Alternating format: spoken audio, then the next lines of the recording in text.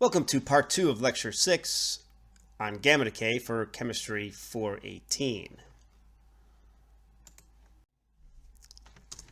Lecture 1 covered the topics shown here, and for lecture 2 we're going to cover Moessbauer spectroscopy.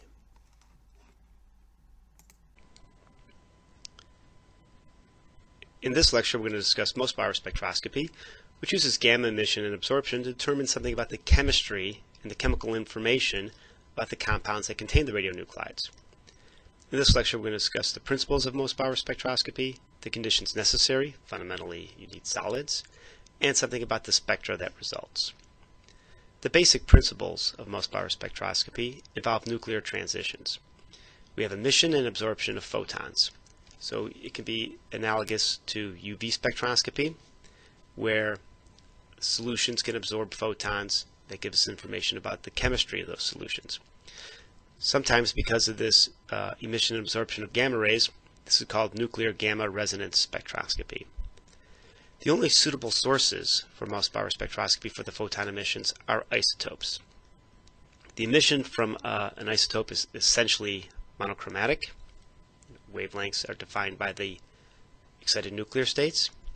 However, they can be tuned to a small degree by the Doppler effect. So if I have a source or a sample, and the source and sample are moving towards each other or away from each other, that Doppler effect can slightly shift the energy. And fundamentally, that's what we're going to exploit in Moessbauer spectroscopy. Sources and absorbers so sources and samples are vibrated. The spectra is recorded in millimeters per second, and you can look at the amount of the photon that passes through the sample as a function of the vibration, and you'll see that there's variations, and we'll use that to describe the chemical composition of the sample that contains the radionuclide. On this periodic table are highlighted elements or isotopes of these elements that can be useful for Moessbauer spectroscopy. Again, we should go back to what we discussed earlier when this is a review of recoil. We discussed that gammas can induce recoils in nuclei. Now, Moessbauer spectroscopy works only on solids. And if you, within this case, the recoil can be observed in the solids, and there's a potential where the entire lattice vibrates, not just the nuclei that was emitting the photon, but that vibration is sent out over the entire lattice, so the solid recoils. This is called recoil-free. Within this, there's a relationship between the energy, the velocity of the nucleus, speed of light, and the direction of the motion of the nucleus and the emitted photon. So there's ways of characterizing some of these energies. We talked about the recoil has a specific energy, and we can vibrate the system and have a small perturbation on that energy. So with this recoil-free fraction, we can have a distribution of energies from the gamma, a transitional energy from the excited state to the ground state, and the recoil energy. So we can have a range of these energy differences. Nominally, these are very small, on the order of eV at room temperature. Now, this is due to the fact that when this energy from the excited state to the ground state occurs, some of the energy will be going to the photon, and some of the recoil goes into the lattice energy, or this lattice phonon energy. Since these gamma states are very short, there's Heisenberg's uncertainty principle comes into play, and there's something called a gamma level width, which is finite due to the uncertainty principle. And what this says is that even though I have a very defined energy of that excited state, I actually have a distribution of energy because of my lifetimes being so short. So what Moessbauer did, he looked at this as taking the total recoil energy into two parts, a kinetic and a vibrational component. And if the emitter and the absorber are part of a lattice, these vibrations can be quantized. They're based upon the phonons of the lattice. So energy can be transferred only if they're in the correct quanta. So the system can be quantized, and absorbances from the emitter to the sample to the absorber can be evaluated as a function of the vibration or the speed at which the sample or the absorber is vibrating. If the recoil energy is smaller than the quantized vibration of the lattice, then the whole lattice can vibrate. The mass then becomes the mass of the entire lattice. The energy terms, they go into the lattice phonon system. So, and since this lattice is quantized, it's possible to find a state of a system unchanged after emission. So these are some of the terms or the basis that allows this spectroscopy to be performed. So fundamentally, what one does, if I use a sample for something, especially an energy that's above 150 keV, nearly all events vibrate the lattice, and this will give rise to the Moessbauer spectra. There's a large recoil-free fraction. In other words, that's the fraction that doesn't vibrate the individual atom, but vibrates the entire lattice. Some of the experimental methods that are useful for Moessbauer spectroscopy include reduced temperature, because then the vibrational lattice reduces and the recoil-free fraction increases. So temperatures are usually pretty small. And if the gamma level half-lives are greater than 10 to the minus 11 seconds, this width is around 10 to the minus 5 eV, which can actually be achieved, this Doppler shift, at around 3 centimeters per second.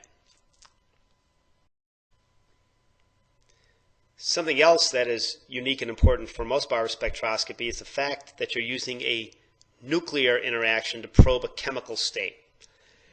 And this is because you have a probability of orbital electrons being found in the nucleus.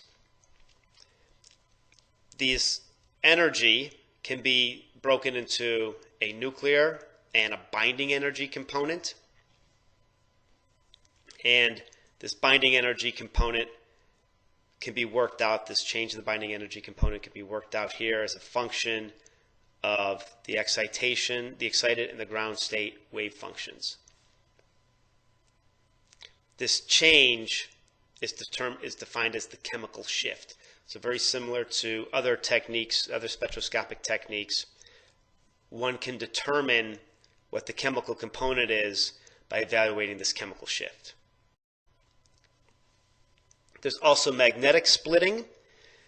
So this transition energy will include a magnetic component, and like other spectroscopic techniques, you can split this into two I+1 values, so very similar to NMR. You can get information about the magnetic splitting of the sample. The magnetic splitting, will give you information about the magnetic conditions of the sample. So fundamentally, the technique is performed with a source. For instance, if one wanted to look at iron 57, one can use a cobalt 57 source. Cobalt 57 decays to this state. Photons are emitted. These photons are perfect for the excited state of iron 57. So the emitter would be a cobalt source, and the sample would be iron 57.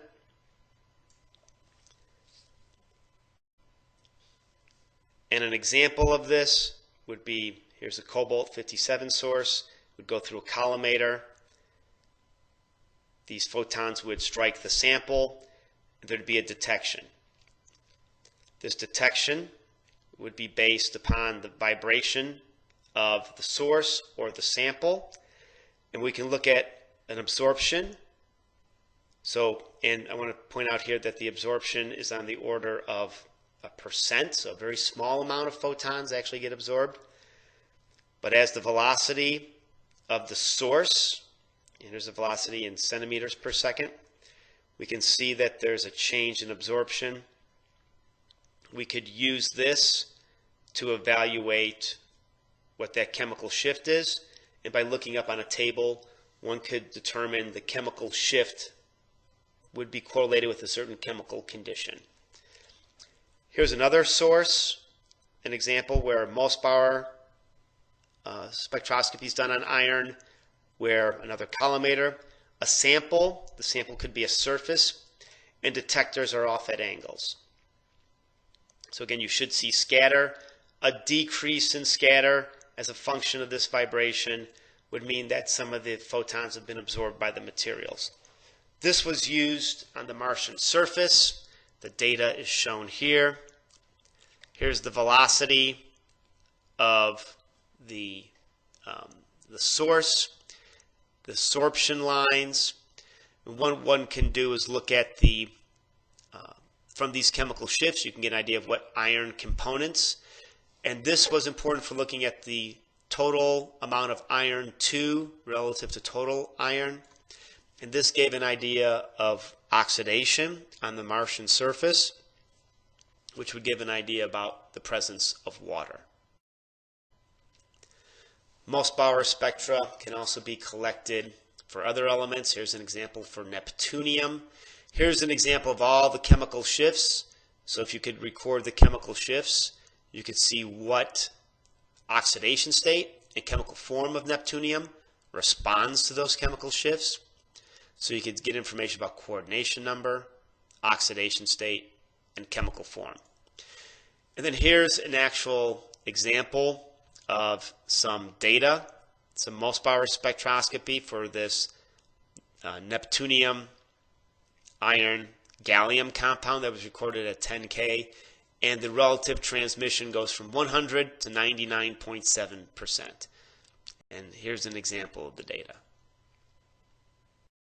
So with lecture 6 on gamma decay, we've covered a number of different aspects of gamma spectroscopy and gamma emission. There's a number of areas that were fairly in-depth, but some of the concepts and ideas that you should take from this lecture include trends in gamma decay. How does it come about? How is it different from alpha and beta? Fundamentally, gamma can be a result of a decay of either alpha or beta, where the parent goes to an excited state of the progeny nucleus. What are the energetics of gamma decay? The energy ranges. And what are the different types that we're going to classify as gamma decay? The most prominent is photon emission, but we also talked about internal conversion and pair production. The other two being common when a spin and parity change from a parent to the ground state would be a 0+, 0+ transition. Since a photon has a spin of 1, you generally need that spin change to occur. We talked about transition probabilities, both electric, E, and magnetic, M, how they can be classified. And where does this classification come from? It comes from the fact that a photon is from electromagnetic radiation. So you should be able to understand the transition from the spin and parity from one state to another during photon transition, and how you can define that in terms of E and M transitions. You should understand something about angular correlations, fundamentally that they occur, and then what does that mean about something in the nucleus, and how are they measured? So we went into some details about angular correlation in the lecture, but a lot of that information was background. And finally, we discussed Moessbauer spectroscopy, a concept and spectroscopic tool that was awarded the Nobel Prize when it was by Moessbauer, who was at Technical University of Munich. And you should understand how Moessbauer spectroscopy is used, and fundamentally how Moessbauer spectroscopy is similar to UV visible spectroscopy, except you're talking about nuclear states, not electronic states.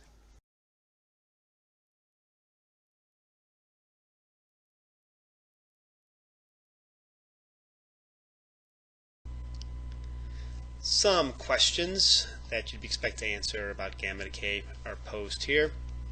For instance, if one looks at platinum 195, the ground state has a spin and of 1/2 with negative parity, and there's two excited states that we'll show here, one at 3/2 minus at around 99 keV above the ground state, and another excited state about 130 keV above the ground state of 5/2 minus. If we look at the beta decay of iridium 195, it populates primarily with 57% of the time this 5/2 minus state.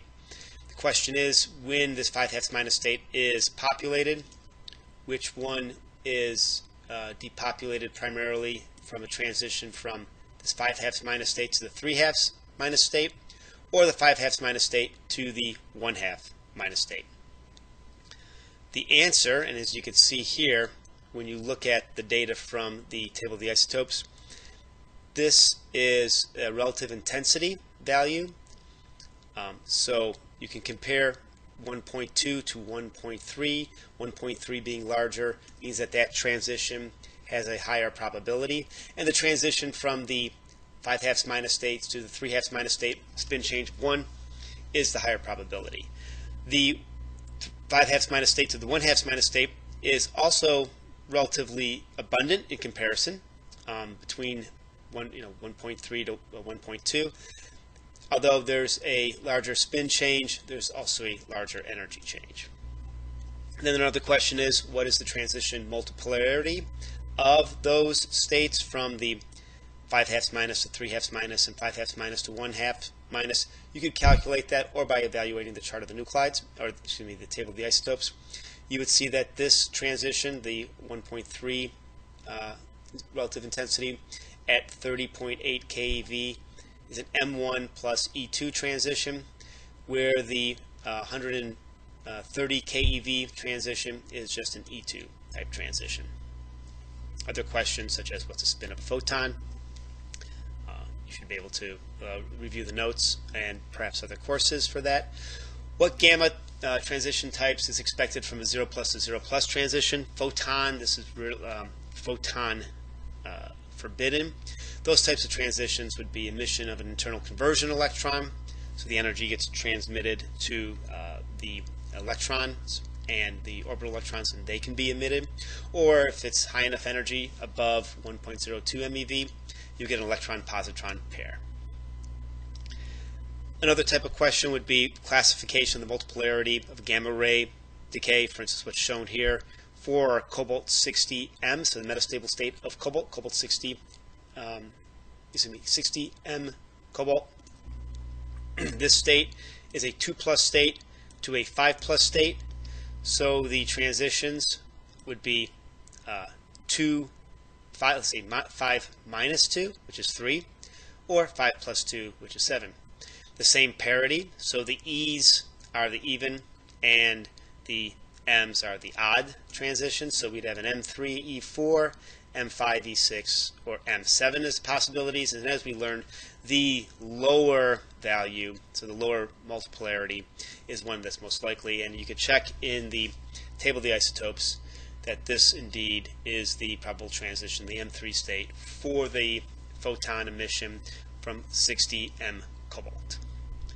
You should also be able to describe Moessbauer spectroscopy, which was just done in the previous lecture, and also with the lecture we just completed, and also in the previous lecture we discussed angular correlations. How are they measured? By aligning the nuclei.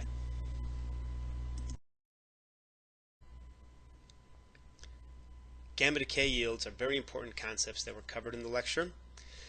These are important factors because often gamma decay is what's used to identify an isotope. If I can count the number of photons that are present and I know my efficiency for the detector, I can get an idea of how many counts there are of a photon that represents a given isotope. And if I know the yield of those decays that result in gammas, knowing that the counts of the photons determines the amount of isotopes that are there. So for instance, not every isotope will produce a gamma with a decay. The isotopes that are listed here are examples of 3 isotopes that do produce photons with the decay. However, the yields are not 100%. If you wanted to find information for all isotopes, there's a number of resources. This is a very good resource. This link, it's the Lawrence Berkeley National Laboratory data site. You can go to this link, select nuclide search, enter the isotope you're interested in, and it'll show you the gamma decay yields. So for instance, if we did this for zirconium-95, the data that you would get from the link is shown here. You would get energy and intensities in the decay modes. So for zirconium-95, 2 photons are observed with pretty high intensities. 1 photon at 724 keV, one other photon at 756 keV. The 724 keV photon has an intensity of 44.17%, while the 756 photon has an intensity of 54%. So this means that 54% of the time for this energy photon, 44% of the time for this energy photon, those energy photons are emitted those percentage of time for every decay. What this looks like, if you have, this is from the table of the isotopes, this is our gamma decay scheme, where we have the zirconium-95 decaying by beta. 54% of the time it populates this state. 44% of the time it populates the lower lying state. You see these are both 7/2 states. Zirconium-95 is 5/2 plus, so decaying to a 7/2 plus, very reasonable decay. We can even see the log of T values here, relatively low, spin change of 1. From what we learned in beta decay, these are common transitions. They're excited, and these nuclei de-excite through the emission of a photon, and we see that the half-lives of these states are on the order of picoseconds, so these are on the order of 70 picoseconds each. You can also get the gamma decay yields from the table of the isotopes. So for instance, here's the gamma decay of zirconium-95 from going to the niobium-95, so it's really occupying, it's populating the excited niobium-95 state. And we can get the photon intensity by multiplying the numbers in these brackets by the value that's listed here. So 0.5446 multiplied by 100, that gives us our 54%, and 81.11 multiplied by this value gives us the 44%. We can also look for the data for americium-241, which decays prominently by a 59.5 keV photon. If we go to the Lund Berkeley site, we see that the gamma intensity is 35.9%. Comparing this with what we see from the table of the isotopes, here's the americium-241. This is a truncated table, and it decays 85.2% of the time to this 59.5 keV excited state. However, only 35% of the time this photon decay is observed, and the reason for that is even though it occupies this same energy level 58% of the time, it has 2 routes for de-excitation. 36% of the time, so that agrees with this value, it decays from this 59.5 keV excited state directly to the ground state. That would yield this photon. And then the remainder, another percentage of the time is listed here. You see it goes from this 59.5 energy state to a 33 energy state, and then from that 33 keV energy state to the ground state. So there's these competing transitions. Another example could be cobalt-60, again from the Lund LB&L site. We get the data. We see that there are 2 intense photopeaks, each one above 1000 keV, and yields on the order of 99%. And what this looks like from the decay scheme, this cobalt-60 5+ decays to a 4+ state, so with 99.925% of the time. There's a transition from this 2,505 keV excited state to a 1,332 keV excited state. So that's our first photon. That's this 1100 keV photon. And then there's this de-excitation from this about 1.3 MeV excited state to the ground state, and that's the second photon. So an example with cobalt-60, you can actually get two photons, each one about 100%. So cobalt-60 is an isotope that's actually readily observed by gamma decay.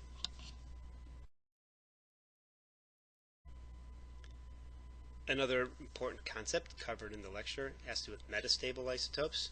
What exactly are metastable isotopes? Well, those are long-lived nuclear states. The gamma decay that result from these metastable states are called isomeric transitions. So you'll hear metastable states, isomeric transitions interchanged.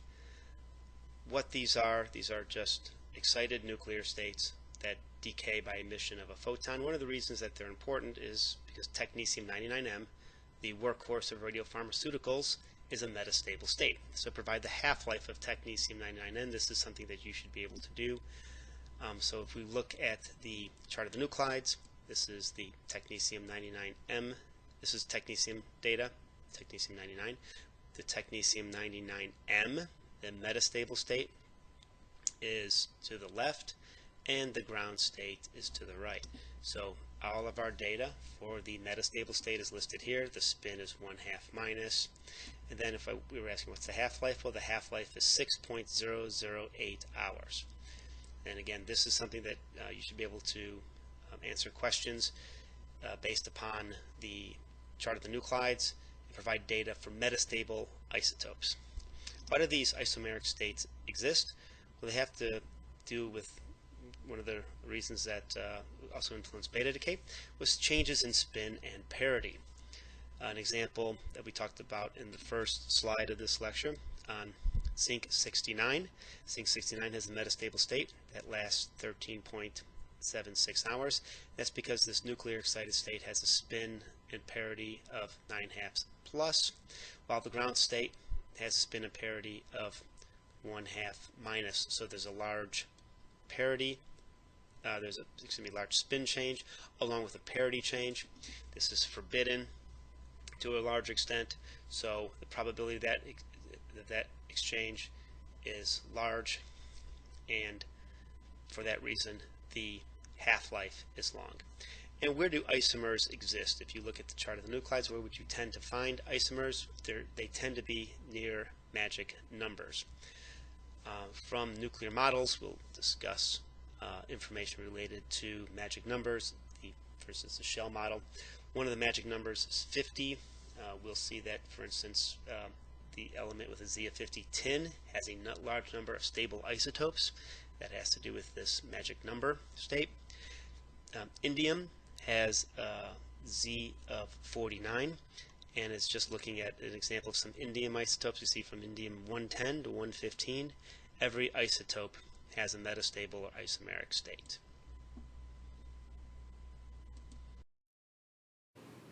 When you have completed the lecture, please comment on the blog and provide a response to the Lecture 6 quiz. There are some details on gamma decay you should take away from this lecture. One is that the gamma decay is from the progeny of a parent decaying.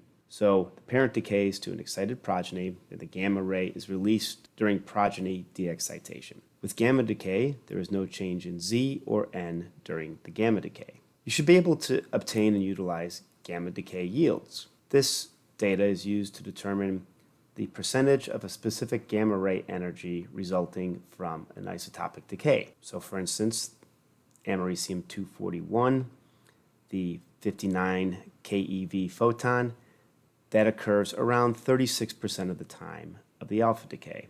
You should be able to find this data and utilize it. You should be able to determine gamma ray classification, both the electronic and magnetic multipoles, and you should be able to correlate this with spin and parity change. You should understand the reasons for non-photon de-excitation of excited nuclear states and how this relates to photon spin and state change. Primary example is that a photon has a spin of 1, so 0 plus to 0 plus transitions are not allowed by gamma decay. You should also understand that there are other non-photon de-excitations, such as pair production and emission of a bound electron.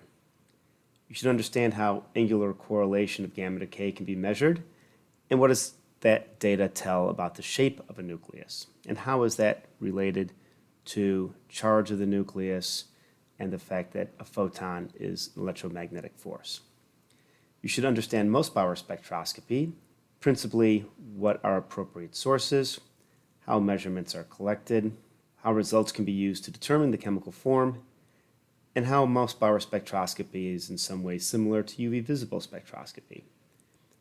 Extra information that was provided in the lecture that you should be familiar with but won't necessarily be covered in exams includes gamma recoil, isomeric transition probabilities, internal conversion coefficients, and internal conversion spectra.